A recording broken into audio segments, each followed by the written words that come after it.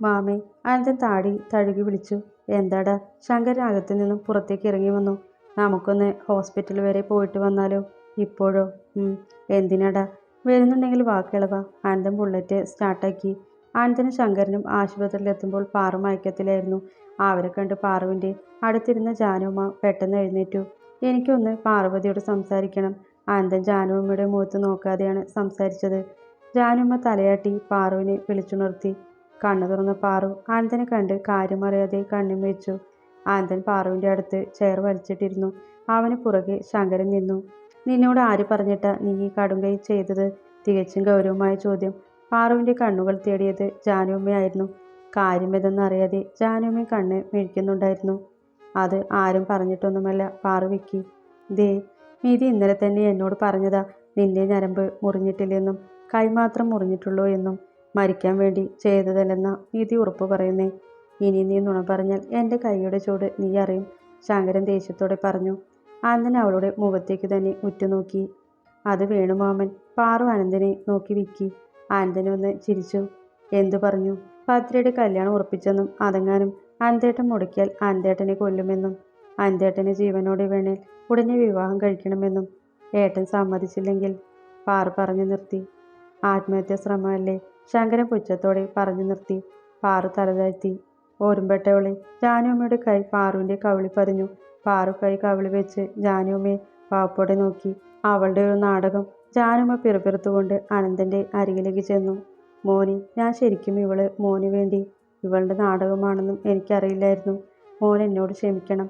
ജാനുമ്മ അനന്തനെ നോക്കി കൈകൂപ്പി. അനന്തനൊന്നും മിണ്ടാതെ എഴുന്നേറ്റ് പുറത്തേക്ക് നടന്നു. നിന്റെ മനസ്സിന് ഇഷ്ടപ്പെട്ടതൊക്കെ വേണമെന്ന് വാശി പിടിക്കാൻ നീ കൊച്ചുകുട്ടിയൊന്നുമല്ല മോളെ.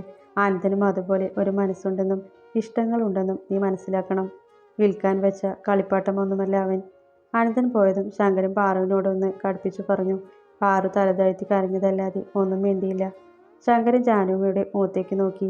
നാടൻ പൊളിഞ്ഞ സ്ഥിതിക്ക് ഇനി കല്യാണം വേണ്ടല്ലോ. ജാനുമ്മ തല വിലങ്ങനെയാട്ടി. ശങ്കരൻ പുഞ്ചിരിയോടെ പുറത്തേക്കിറങ്ങി. വരാന്തയിലെ തൂണിൽ ചാരി സിഗരറ്റ് കയ്യിൽ പിടിച്ച് വിദൂരതയിലേക്ക് നോക്കി നിൽക്കുകയായിരുന്നു അനന്തൻ. ഇനി എന്താ അടുത്തത്? ശങ്കരൻ ചോദിച്ചു. ഇത് ഇങ്ങനെ തന്നെ നിൽക്കട്ടെ. വേണുവിൻ്റെ ഉദ്ദേശം എന്താണെന്ന് കൃത്യമായി മനസ്സിലാക്കാൻ അതാ നല്ലത്, അനന്തൻ പറഞ്ഞു. വിചാരിച്ചതിലും നേരത്തെ രാജശേഖരൻ ഡിസ്ചാർജായി. 3 ദിവസമേ അയാൾക്ക് ആശുപത്രിയിൽ കിടക്കേണ്ടി വന്നുള്ളൂ. മറ്റന്നാൾ നല്ലൊരു മുഹൂർത്തമുണ്ടെന്ന് വേണു പറഞ്ഞതിപ്രകാരം വീട്ടിൽ വെച്ച് ലളിതമായി നടത്താമെന്ന് തീരുമാനിച്ചു. കല്യാണം പ്രമാണിച്ച് കുറച്ച് ബന്ധുക്കളും ശാകേഷിൻ്റെ അനിയത്തി ശരണ്യയും വന്നിട്ടുണ്ട്. ഭദ്ര പാതിചത്ത മനസ്സുമായി ബന്ധുക്കൾക്ക് മുന്നിൽ നിന്നുകൊടുത്തു. ചിലർ അനുകൂലിച്ചും ചിലർ പ്രതികൂലിച്ചും അവളുടെ വിധിയെ മുറുമുറുത്തു. വേണു അത്യാവശ്യം സ്വർണമൊക്കെ അവൾക്ക് വേണ്ടി എടുത്തിരുന്നു. രാത്രി എല്ലാവരും കിടന്നിട്ടും ഭദ്രയ്ക്ക് ഉറക്കം വന്നില്ല. നാളെ കൂടി കഴിഞ്ഞാൽ താൻ അയാളുടെ ഭാര്യയാകും. അവൾ ജനൽ പിടിച്ച് പുറത്തേക്ക് നോക്കി നിന്നു. മോളെ. രാഘവൻ അവളുടെ ചുമലിൽ കൈവച്ചു. നിറമിഴികളോടെ തിരിഞ്ഞ ഭദ്ര ഒരാശ്രയം പോലെ അയാളുടെ നെഞ്ചിൽ കിടന്ന് കരഞ്ഞു. നിനക്ക് സമ്മതമല്ലെങ്കിൽ പറഞ്ഞോളൂ കുട്ടിയെ. അമ്മാവൻ വേറെ വഴി കണ്ടിട്ടുണ്ട്. ഭദ്ര കണ്ണുകൾ തുടച്ച് തല വിലങ്ങനെയാട്ടി. അന്ന് വൈകുന്നേരം അമ്പലത്തിലേക്ക് പോവാൻ ഭദ്ര തീരുമാനിച്ചു. കൂടെ ഭവ്യയും ശരണ്യയും വേണു പറഞ്ഞു വിട്ടു. പാടത്തെത്തിയതും ഭദ്രയുടെ കണ്ണുകൾ ആരോ തേടിയെങ്കിലും നിരാശയായിരുന്നു ഫലം. ചെറുപ്പം മുതലേ കാണുന്നതാണ്. അനന്തനെ കണ്ടിട്ടുണ്ടെങ്കിലും ആദ്യം ശ്രദ്ധിക്കാൻ പോയിട്ടില്ല. അന്നേ ഉയരം ഒരുപാടായതുകൊണ്ട് കൂട്ടുകാരൊക്കെ ഒട്ടകം എന്ന് വിളിക്കുന്ന കേട്ടിട്ടുണ്ട്. ഇത്രയും വർഷം കൺമുന്നിൽ ഉണ്ടായിട്ടും ഒന്നും തോന്നിയിട്ടില്ല. പക്ഷെ ഇന്നോ എന്ന് മുതലാണ് ഇങ്ങനെ ഒരു ചിന്ത വന്നത്. അന്ന് രക്ഷപ്പെടുത്തി കൊണ്ടുപോകുമ്പോഴും രാത്രി നേരത്ത് സ്വന്തം വീട്ടിൽ ഒരു പെൺകുട്ടിയെ തനിച്ച് കിട്ടിയിട്ടും അവളെ മോശമായി പോലും നോക്കാതിരുന്നത്. അനന്തൻ്റെ സ്ഥാനത്ത് ശാകേശോ വേണുവോ അന്നായിരുന്നെങ്കിൽ താനിന്ന് പിച്ചു ചീന്തപ്പെട്ട ഇരാകുമായിരുന്നു. പക്ഷേ അനന്തൻ മുളയിലെ നുള്ളിക്കളയാൻ ശ്രമിക്കുന്ന ഒരു സ്വപ്നമാണ് അവനെന്ന് ഭദ്ര മനസ്സിൽ ഉറപ്പിച്ചു. മഹാദേവന്റെ മുന്നിൽ കണ്ണടച്ച് പ്രാർത്ഥിക്കുമ്പോഴും മനസ്സ് ശൂന്യമായിരുന്നു. തനിക്ക് നേർവഴി കാട്ടണേ മഹാദേവ എന്ന് പ്രാർത്ഥിച്ചുകൊണ്ട് ഭദ്ര തിരിഞ്ഞതും അവൾ ഞെട്ടി. അമ്പല കമ്മിറ്റി ഓഫീസിൽ നിന്നും ഇറങ്ങി വരുന്ന അനന്തൻ ഭദ്ര തിരിഞ്ഞു മഹാദേവനെ നോക്കി. അങ്ങേരുടെ ചുണ്ടിൽ ഒരു പരിഹാസമുണ്ടോ? അതോ എനിക്ക് തോന്നിയതാണോ? എൻ്റെ മഹാദേവ, എന്നാലും ഇത് എന്നോട് വേണ്ടായിരുന്നു. ഭദ്ര ശരണ്യയും ഭവ്യയും നോക്കി. കത്തിച്ചു വെച്ച് വിളക്കിനടുത്ത് നിന്ന് സെൽഫി എടുക്കുന്ന തിരക്കിലാണവർ. ഭദ്ര തിരികെ നടന്നു. മഹാദേവന്റെ പുറകിലെ ചെറിയ കോവിലിനുള്ളിലാണ് പാർവതി ദേവിയുടെ പ്രതിഷ്ഠ. അവളെ എല്ലായിടത്തും തൊഴുതു. അവസാനം ചെന്നത് അമ്പലത്തിന് പുറകുവശത്തെ ഏഴിലം പാലവും അതിനടുത്ത സർപ്പക്കാവിലുമാണ്. പാലയിലെ താഴെയുള്ള കല്ലുകൊണ്ടുള്ള പ്രതിഷ്ഠ പാലക്കലെ യക്ഷിയാണെന്ന് പറഞ്ഞു കേട്ടിട്ടുണ്ട്. യക്ഷിയെ ഇരുത്താൻ മനുഷ്യരൂപത്തിൽ വന്നത് മുരുകനാണെന്നും പിന്നീട് മുരുകൻ തിരിച്ചു പോവാതെ ഇവിടെ പ്രതിഷ്ഠയായെന്നും പറയപ്പെടുന്നു. കേട്ടറിവ് മാത്രമാണ് സത്യം, മറ്റു ചിലതൊക്കെ ആവാം. സർപ്പക്കാവിൽ കണ്ണടച്ച് പ്രാർത്ഥിച്ചു നിൽക്കുമ്പോൾ പുറകിലൊരു കാൽപെരുമാറ്റം, ഉണങ്ങിയ ഇലകൾ ചവിട്ടുന്ന ശബ്ദം. ഭദ്ര ഭയത്തോടെ തിരിഞ്ഞതും പരിചയമുള്ള ഗന്ധം ആളുടെ നാസികയിലേക്ക് അടിച്ചു കയറി. ആളുടെ കണ്ണുകൾ പൊടുന്നനെ വിടരുകയും അതേസമയം താഴുകയും ചെയ്തു. രണ്ടു കൈയും കെട്ടിയാണ് അവൻ്റെ നിൽപ്പ്. ഗൗരവമായ നോട്ടം. ഭദ്രയ്ക്ക് എന്തോ പറയണമെന്ന് തോന്നി. നിനക്കിഷ്ടമില്ലെങ്കിൽ നീ പറ്റില്ലെന്ന് പറയണം. ആരുടെ ഭീഷണിക്കും താല്പര്യക്കും പണയം വയ്ക്കാൻ ഉള്ളതല്ല ജീവിതം. നീ ഉറച്ചു നിന്നാൽ ഭീഷണിപ്പെടുത്തിയവരൊന്നും ഒരു ചുക്കും ചെയ്യാൻ പോകുന്നില്ല. ശരിക്കൊന്ന് ചിന്തിക്ക്.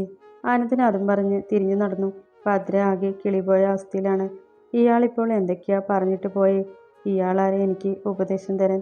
ഒരു പെണ്ണ് ചാകാൻ നോക്കിയപ്പോൾ കെട്ടാമെന്ന് പറഞ്ഞ പേടിത്തൊണ്ടൻ. ഭദ്ര പിറുപിറുത്തു. സെൽഫി എടുക്കുന്നതിനിടയിലാണ് ശരണ്യ ആ കാഴ്ച കണ്ടത്. ചുറ്റുവിളക്കിനരികെ നടന്നു വരുന്ന ആനന്ദൻ ഇടതു കൈ കൊണ്ട് മുണ്ടിൻ്റെ ഒരു തുമ്പ് പിടിച്ചിട്ടുണ്ട്. വലതു കൈയിലെ ചൂണ്ടുവിരൽ കൊണ്ട് അവൻ മീശയുടെ തുമ്പൊന്ന് ഉയർത്തി. Perfect click. ശരണ്യ ഫോട്ടോയിലേക്കും നടന്നു വരുന്ന ആനന്ദനിലേക്കും മാറി മാറി മിഴികൾ പായിച്ചു. അമ്പലത്തിൽ നിന്നും ഇറങ്ങി നടക്കുമ്പോൾ ഭദ്ര പലതവണ തിരിഞ്ഞു നോക്കിയെങ്കിലും അനന്തനെ കണ്ടില്ല. അവൾ നിരാശയോടെ നടന്നു. ഭദ്ര പോയതും അനന്തൻ ഇരുട്ടിൽ നിന്നും വെളിച്ചത്തിലേക്ക് മാറി നിന്നു. ഒളിച്ചുകളി നിർത്താറായില്ലേ? ശങ്കരൻ ചോദിച്ചു. അനന്തൻ ഒന്ന് ചിരിച്ചു. ഇത് അവസാനത്തെ ശ്രമമാണ് മാമി. ഭദ്രയായിട്ട് ആ കല്യാണം വേണ്ടെന്ന് വെച്ചാലേ അനന്തൻ ഇനി അവൾക്ക് മുന്നിൽ മനസ്സ് തുറക്കുള്ളൂ. അനന്തൻ പറഞ്ഞത് കേട്ട് ശങ്കരൻ ഞെട്ടി. മഹാദേവ, ആ കൊച്ചിനെ കല്യാണം വേണ്ടെന്ന് വെക്കാനുള്ള ചിന്ത നൽകണേ. അയാൾ കൈകൂപ്പി തൊഴുതു. അത് കേട്ട് അനന്തന് ചിരിയാണ് വന്നത്. ഭയം കലർന്ന ഒരുതരം ചിരി. അവനൊന്ന് കണ്ണടച്ച് നെടുവീർപ്പിട്ടു. രാത്രി കിടക്കുമ്പോഴും അനന്തൻ പറഞ്ഞതിനെക്കുറിച്ചായിരുന്നു ഭദ്രയുടെ ചിന്ത. നാളെ രാജശേഖരന്റെ ഭാര്യ പദവി അലങ്കരിക്കേണ്ടി വരും എന്നുള്ളത് അവളെ ഭയത്തിലാക്കി. എന്തോ തീരുമാനിച്ചുറപ്പിച്ച പോലെ അവൾ ഭവ്യയുടെ മുറിയിലേക്ക് ചെന്നു. പതിവില്ലാതെ മുറിയിൽ ഭദ്രയെ കണ്ട ഭവ്യയുടെ നെറ്റി ചുളിഞ്ഞു. എന്താ? ഭവ്യ കയ്യിലിരുന്ന ഫോണ് മേശപ്പുറത്തേക്ക് വെച്ചു. മോളെ, ചേച്ചി കല്യാണത്തിന് ഇഷ്ടം കൊണ്ട് സമ്മതിച്ചതല്ല. ഷാകേഷ് മോളുടെ കാണാൻ പാടില്ലാത്ത തരത്തിലുള്ള ഫോട്ടോസ് കാണിച്ചപ്പോൾ അത് പുറം ലോകം മൊത്തം കാണിക്കുമെന്ന് പറഞ്ഞപ്പോൾ ചേച്ചിക്ക് സമ്മതിക്കേണ്ടി വന്നു. മതി, നിർത്ത്, ഭവ്യ ദേഷ്യത്തോടെ പറഞ്ഞു. ഞാനും ഷാകേഷ് ഏട്ടനും ഇഷ്ടത്തില്ല. അതൊക്കെ ഞാൻ എൻ്റെ അറിവോടുകൂടി അയച്ചു കൊടുത്ത ഫോട്ടോസും വീഡിയോസുമാണ്. ചേച്ചി ഇങ്ങനെ കെട്ടാതെ നിൽക്കുന്നതാ ഞങ്ങൾക്കിടയിലെ മാർഗതടസ്സം. ഷാകേഷ് ഏട്ടൻ പറഞ്ഞിരുന്നു ആളുടെ ഫോണിൽ നിങ്ങൾ ഫോട്ടോസൊക്കെ കണ്ടെന്നും ഡിലീറ്റ് ചെയ്തെന്നും. അതും പോരാത്തതിന് നിങ്ങൾക്ക് ഷാകേഷ് ഏട്ടനെ വേണമല്ലേ? ഞാൻ അയച്ചു കൊടുത്ത പോലുള്ള ഫോട്ടോസ് നിങ്ങളും കൊടുക്കാമെന്ന് പറഞ്ഞില്ലേ? ഷാകേഷ് ഏട്ടൻ എല്ലാം എന്നോട് പറഞ്ഞു, എല്ലാം. അതുകൊണ്ട് നിങ്ങളുടെ നാടകമൊന്നും എന്നോട് വേണ്ട. ഭവ്യ കിതപ്പോടെ പറഞ്ഞു നിർത്തി. ഭദ്രയാകെ ധരിച്ചു നിന്നു. അവൾ ഇങ്ങനെയൊക്കെ ചെയ്യുമെന്ന് ഒരിക്കലും കരുതിയില്ല. തൻ്റെ അനിയത്തി വലിയൊരു ചുഴിയിൽ അകപ്പെട്ടിരിക്കുകയാണെന്ന് അവൾ മനസ്സിലാക്കി. ഭദ്ര ഒന്നും മിണ്ടാതെ സ്വന്തം മുറിയിലേക്ക് നടന്നു. പിറ്റേ ദിവസം എന്ത് ചെയ്യണമെന്ന് വ്യക്തമായ ഉദ്ദേശത്തോടെ അവൾ മിഴികൾ അടച്ചു. എന്നാൽ മിഴികൾ അടക്കാൻ കഴിയാതെ ടെൻഷനോടെ അനന്തൻ ബാൽക്കണിയിൽ നിലാവെ നോക്കി നിൽപ്പുണ്ടായിരുന്നു. ഭദ്ര നാളെ എന്ത് തീരുമാനിക്കുമെന്ന് ഉറപ്പില്ലാതെ. എന്നാൽ മംഗലത്ത് മനയിൽ അനന്തൻ്റെ ഫോട്ടോ നോക്കി ഉറക്കം വരാതെ ഒരാൾ അവന് സ്വപ്നം കാണാൻ തുടങ്ങുന്നുണ്ടായിരുന്നു. കയ്യിൽ മധ്യ ഗ്ലാസുമായി അനന്തൻ ബാൽക്കണിയിൽ നിൽക്കുന്നതുകൊണ്ട് ശങ്കരൻ അങ്ങോട്ട് ചെന്നു. നീ ഇന്ന് പോകുന്നില്ലേ? അനന്തൻ പുറത്തേക്ക് നോക്കി ഒന്ന് മൂളി. ഞാനില്ലാട്ടോ, മംഗലത്തെ കൊച്ചിൻ്റെ കല്യാണത്തിന് പോകണം. ശങ്കരൻ്റെ സംസാരത്തിൽ പരിഹാസം നിറഞ്ഞു. മാമ അവിടെ എത്തിയിട്ട് എന്നെ വിളിക്ക്. സംസാരിക്കരുത്, കട്ടാക്കുകയും ചെയ്യരുത്. അനന്തൻ നിർദ്ദേശം നൽകി. ശങ്കരൻ സംശയത്തോടെ തലയാട്ടി. ബന്ധുക്കളും പരിചയക്കാരും ഭദ്രയ്ക്ക് ചുറ്റും നിറഞ്ഞു. മെറൂൺ കളർ പട്ടുസാരിയും സ്വർണ്ണാഭരണങ്ങളും തലയിൽ മുല്ലപ്പൂവും കയ്യിൽ നിറയെ വളകളും അണിഞ്ഞു. ഭദ്ര അവർക്കിടയിൽ വീർപ്പുമുട്ടലോടെ നിന്നു. വധുവിനെ വിളിച്ചോളൂ എന്ന് പൂജാരിയുടെ നിർദ്ദേശപ്രകാരം അവളെയും കൂട്ടി ഭവ്യയും ശരണ്യും മറ്റ് സ്ത്രീജനങ്ങളും മുറ്റത്ത് ചെറിയ പന്തലിലേക്ക് ഇറങ്ങി. ഒരുങ്ങി വരുന്ന ഭദ്രയെ കണ്ട് ഷാകേഷിൻ്റെയും രാജശേഖരൻ്റെയും കണ്ണുകൾ തിളങ്ങി. ഭദ്ര തലകുനിച്ച് രാജശേഖരൻ്റെ വാമഭാഗത്തിരുന്നു.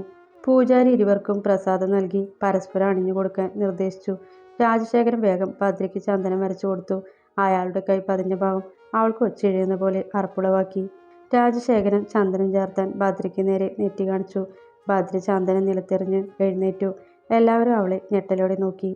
എനിക്ക് ഈ വിവാഹത്തിന് സമ്മതമല്ല. ഭദ്രയുടെ ഉറച്ച ശബ്ദം ഫോണിലൂടെ കേൾക്കെ ആനന്ദൻ്റെ ചുണ്ടിൽ ഒരു ചിരി വിരിഞ്ഞു. അവൻ ഫോണ് ഒന്നുകൂടെ ചെവിയോട് ചേർത്തു. ഭദ്ര പറഞ്ഞത് കേട്ട് ബന്ധുക്കളും പരിചയക്കാരും മുറുമുറുക്കാൻ തുടങ്ങി. രാജശേഖരൻ പായിച്ചുകൊണ്ട് വേണുവിനെയും ഷാകേഷിനെയും നോക്കി. അവരും ഞെട്ടി നിൽക്കുകയാണ്. കുട്ടിക്ക് ഇഷ്ടമില്ലെങ്കിൽ മുമ്പ് പറഞ്ഞൂടായിരുന്നു. കാര്യങ്ങൾ ഇത്രയുടെ എത്തിക്കണമായിരുന്നു. വകയിലെ ഏതോ അമ്മാവൻ. അതെ, നിനക്കിഷ്ടമില്ലെങ്കിൽ മുമ്പ് പറയണ്ടേ? അദ്ദേഹത്തെ ഇങ്ങനെ നാണം കെടുത്തണോ? വേണു പറഞ്ഞു. ഭദ്ര അവിടെ ഇരിക്കി. നീ സമ്മതിച്ചിട്ടാ ഈ കല്യാണം ഇത്ര എത്തിയത്.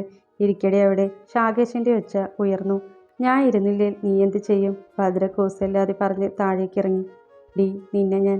ശാകേഷ് കൈയോങ്ങിയതും ബന്ധുക്കളും കൂട്ടുകാരും അവനെ പിടിച്ചു. ഭദ്ര അവൻ്റെ അടുത്തേക്ക് ചെന്നു. നീ ഒരു ചുക്കും ചെയ്യില്ല. നീ കല്യാണത്തിന് എങ്ങനെയാ സമ്മതിപ്പിച്ചെന്ന് ഞാൻ പറയണോ? വൈകിട്ട് തേഞ്ഞിട്ടില്ല അവൾക്ക്. വകുപ്പ് മാറും. വേണോ?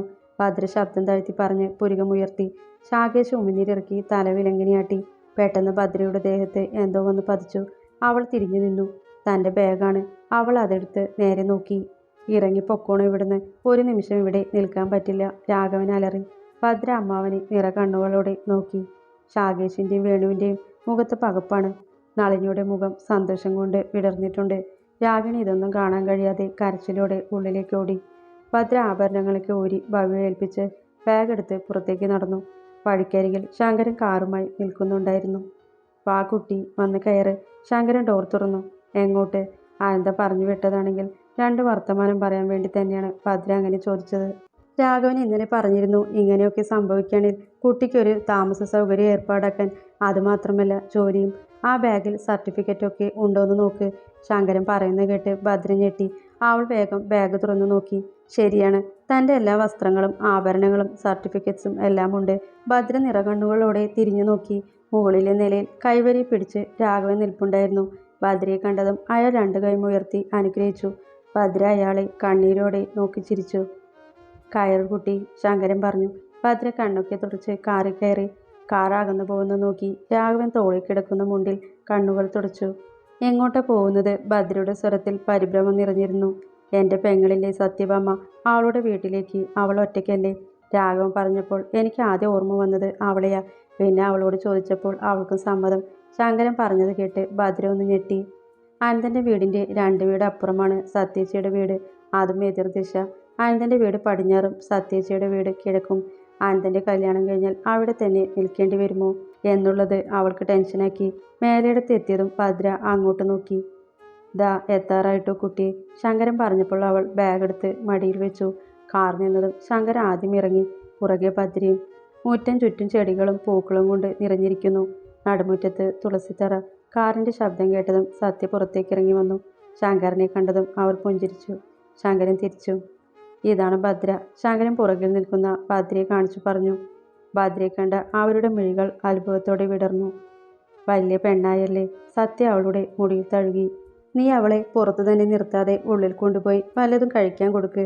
സത്യ തലയാട്ടി അവളെയും കൂട്ടി ഉള്ളിലേക്ക് കയറി. ഏട്ടൻ കയറുന്നില്ലേ? ഇല്ല മോളെ, മില്ലിൽ പോണം. ശങ്കരൻ അതും പറഞ്ഞ് കാറിലേക്ക് തിരിച്ചു കയറി. വൈബ്രേറ്റ് ചെയ്യുന്ന ഫോണ് അയാൾ പോക്കറ്റിൽ നിന്നും എടുത്തു. ഇത് എത്രാമത്തെ തവണയാ? കുറേയായി. അവളെവിടെ പോയെന്ന് പറഞ്ഞിട്ടില്ല. അതാണ്. എന്തെങ്കിലും ഉണ്ടെങ്കിൽ തുറന്നു പറയോ? അതുമില്ല. ശങ്കരൻ ചിരിയോടെ പറഞ്ഞ് ഫോൺ എടുത്തു. ഇല്ല ആനന്ദ, ഇതുവരെ ഒരു വിവരം കിട്ടിയില്ല. ശങ്കരൻ അത് പറഞ്ഞതും ഫോൺ കട്ടായി. ആനന്ദൻ ടെൻഷനോടെ നെറ്റിയിൽ തിരുമ്മി. അവളുടെ അമ്മാവൻ ഇറങ്ങിപ്പോവാൻ പറയുന്നവരെ കേട്ടുള്ളൂ. അപ്പോഴേക്കും ശങ്കരമാമ ഫോൺ കട്ടാക്കി. ആ കിളവനോട് പറഞ്ഞതാ അവിടെ തന്നെ നിൽക്കാൻ, ഫോൺ കട്ടാക്കരുതെന്നും. ആനന്ദൻ ദേഷ്യത്തോടെ എഴുന്നേറ്റു. ബുള്ളറ്റ് സ്റ്റാർട്ടാക്കി. നേരം സദ്യ മയങ്ങിയിട്ടും ആനന്ദന് ഭദ്രയെ കണ്ടെത്താൻ കഴിഞ്ഞില്ല. ഇനി തിരക്കാൻ സ്ഥലങ്ങളില്ല. Bus stand, railway station. Anandan നിരാശയോടെ വീട്ടിലേക്ക് തിരിച്ചു. മംഗലത്തെത്തിയതും അവൻ്റെ മിഴികൾ അങ്ങോട്ട് പാഞ്ഞു. വീടെത്തിയതും അവൻ നേരെ മുറിയിലേക്ക് നടന്നു.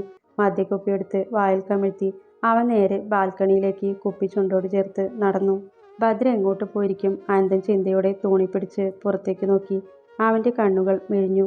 എതിരെയുള്ള വീട്ടിൽ ഭദ്ര കുളിച്ച് നെറ്റിയിൽ ഭസ്മം ചാർത്തി തുളസിത്തറയിൽ വിളക്ക് വയ്ക്കുന്നു.